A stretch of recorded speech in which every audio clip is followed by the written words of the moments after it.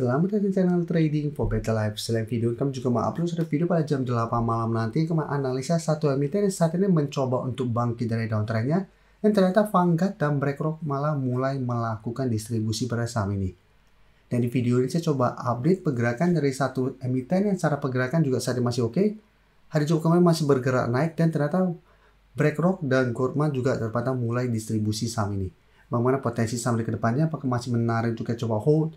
Yuk kita coba pelajari analisanya di video ini. Semoga analisa yang diberikan ini bisa bermanfaat dan membantu teman-teman dalam mengambil keputusan. Untuk teman-teman belum subscribe channel ini, bisa tekan tombol subscribe agar tidak ketinggalan informasi dan analisa saham terbaru kan diupload setiap harinya. Di video ini kita coba update pergerakan dari saham Antam yang bisa kita lihat pada perdagangan hari Jumat kemarin masih naik 2% lebih ke 3.310. Dan secara teknikal memang Antam saat ini mulai sideways. Dan sekarang bisa kita lihat masih bisa bertahan dari rebound dari support 350 di 3200. Dan untuk tren jangkauan sebenarnya Antam masih oke selama masih kuat di atas garis 50 karena memang untuk tren jangkauannya masih bergerak sangat tren.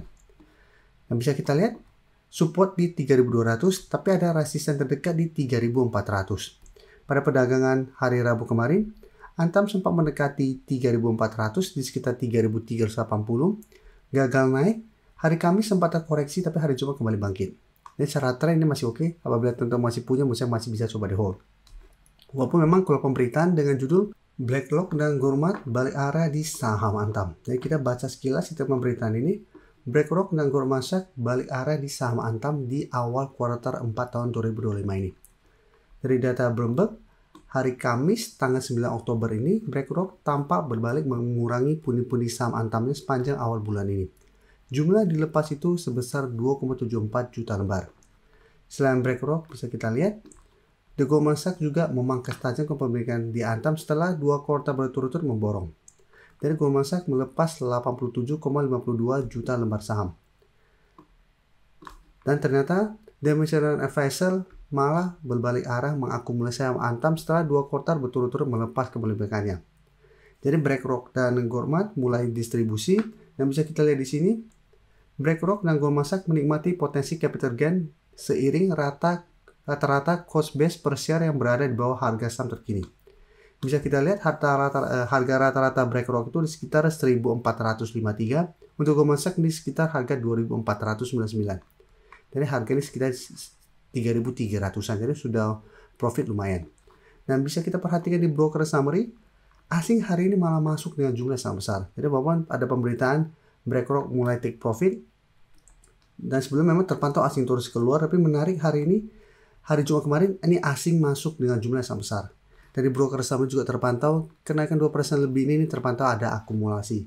Sehingga untuk Antam walaupun terpantau BlackRock mulai take profit, tapi secara teknikal menurut saya masih oke. Garis M50 masih berupa support kuat, dan secara pergerakan juga hari Jumat masih bisa bangkit plus ada akumulasi. Sehingga saya lihat masih on track untuk kembali naik minggu depan untuk mengetes 3.400. Ini menarik coba dipantau apabila berhasil break. Antam berpotensi lanjut naik menuju target berikutnya di 3.600. Karena memang untuk awal minggu ini, Antam merupakan salah satu saham kami pantau kan secara pergerakan ini mulai bergerak naik karena ada akumulasi. Nanti coba kita akan bahas MDKA. Untuk beberapa saham, sudah sempat kita bahas, UMVR sebelum sudah kita bahas, kemarin juga CDA sudah kita bahas dan CPIN. Untuk INKP mungkin nanti akan saya bahas di video jam 8 malam. Untuk BSD juga sudah mulai bangkit. MRT yang saat ini masih belum jalan. Jadi untuk Antam masih menarik apabila teman-teman saat ini baru mau coba pantau. Lebih oke sebenarnya apabila bisa dapat di sekitar 3.200. Dan untuk swing jangka pendek di 3.400 atau hold satu selama Antam tidak turun kembali di bawah 3.200 dengan target swing lebih jauh di 3.500 sampai 3.600. Sekarang kita lihat MDKA. MDKA juga minggu ini kami masukkan ke watchlist pada saat mencoba untuk naik di atas garis EMA 150. Dan cara teknikal menarik apabila MDKA berhasil naik di atas garis EMA 150. Dan ternyata satu minggu ini MDKA berhasil naik di atas garis EMA 150 dan berhasil naik di atas garis EMA 50 di 2.310. Jadi saat ini menuju target lebih jauhnya di sekitar 2.400. Jadi untuk teman-teman sudah pantau saham MDKA dan berhasil buy on breakout di sekitar garis EMA 150, maksudnya saat ini masih layak coba di hold. Karena kemarin masih naik 3% lebih ke 2.370. Jadi teman-teman bisa jadikan 2.280 untuk trail stop Untuk saat ini selama MBKA terkoreksi tapi masih kuat di atas 2280, MBKA masih ada potensi seller untuk ke target terdekatnya di 2400 sampai target lebih jauh di 2500. Karena bisa kita perhatikan di broker summary, asing terpantau 1 minggu ini masih terus masuk dengan jumlah lumayan besar. Dan pada kenaikan 3% lebih hari Jumat kemarin juga terpantau ini masih ada akumulasi. Sehingga masih ada potensi minggu depan untuk melanjutkan kenaikan. Tapi untuk teman-teman saat ini baru mau coba pantau dan entry saham MBKA, belum sempat pantau di sekitar 2200 atau garis EMA 150, menurut saya tetap masih bisa coba pantau, tapi untuk entry coba tunggu kembali di sekitar 2280 sampai 2300. Ya, terpantau minggu depan MBKA terkoreksi ke target harga ini masih bisa bertahan, menurut saya masih menarik untuk coba entry di sekitar harga ini. Dan sekarang kita lihat PSAB. PSAB jika kita perhatikan secara teknikal saat ini mulai sideways karena tetap kesulitan untuk naik di atas harga 600. Walaupun memang di atasnya ada resisten berikutnya di 650, tapi secara candle 600 ini belum terkonfirmasi break. Beberapa kali PSAB mencoba naik di atas 600 selalu gagal, hari Jumat malah turun 1% lebih ke 580. Sedangkan untuk support lebih kuat saat ini ada di 550. Dan bisa kita lihat support MA50 ada di 525. Dan secara candle pada perdagangan hari Jumat tidak begitu oke. Doji, cara pergerakan 600 masih berupa resisten kuat.